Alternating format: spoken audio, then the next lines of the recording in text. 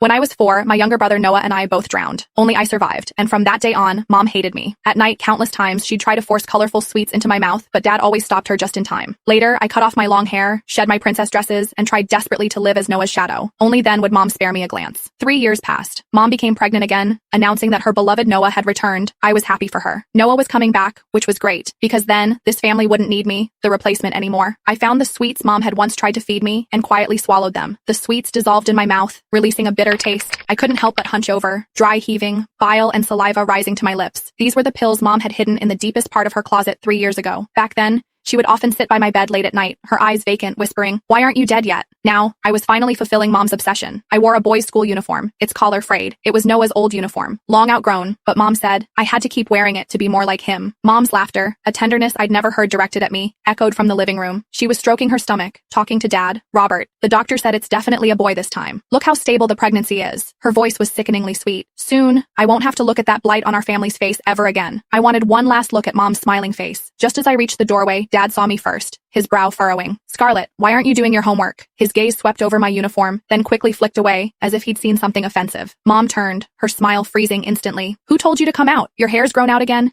Didn't I tell you to cut it short, just like Noah's buzz cut?" She hurried over, her finger jabbing hard at my head. "Always causing trouble. When Noah is born, if you dare to bother him, I'll break your legs." I flinched back, the red mark on my forehead stinging. The sweets in my stomach seemed to be dissolving, a throbbing pain rising in my abdomen, forcing me to bend over. Dad started to come to my aid, but Mom blocked him. "Don't touch her. She's probably just faking it for sympathy." I bit my lip, saying nothing, slowly retreating to my room. With every step, my stomach felt like it was being twisted by knives. My limbs began to go numb, and even my hands clutching the doorframe trembled uncontrollably. I lay on the bed, my body starting to twitch. The door pushed open. It was Dad, holding a glass of warm water. He placed the glass on my nightstand, hesitating for a long moment before saying, "Scarlett, your mom is pregnant. Her emotions are a bit volatile, so don't take it to heart." I shook my head, but only a weak whimper escaped. Dad's figure began to blur in my vision. Dad sighed, then simply pulled the blanket over me. "Get some good sleep. You'll be fine tomorrow." He closed the door as he left, and silence enveloped the room. I reached under my pillow for the small toy car, Noah's favorite. Most of its paint had chipped off, but I polished it clean every day. Mom said it was Noah's, and I had to keep it safe. Last time, when a classmate tried to take it, I fought desperately, taking a beating to get it back. Gradually, my vision blurred completely. I hugged the toy car tightly and closed my eyes. "Mom, Noah is coming back. You won't have to suffer looking at me, your replacement, anymore. This way, it's truly good." Slowly, I felt the pain fade away. Like a dandelion seed carried by the wind, I floated gently into the air,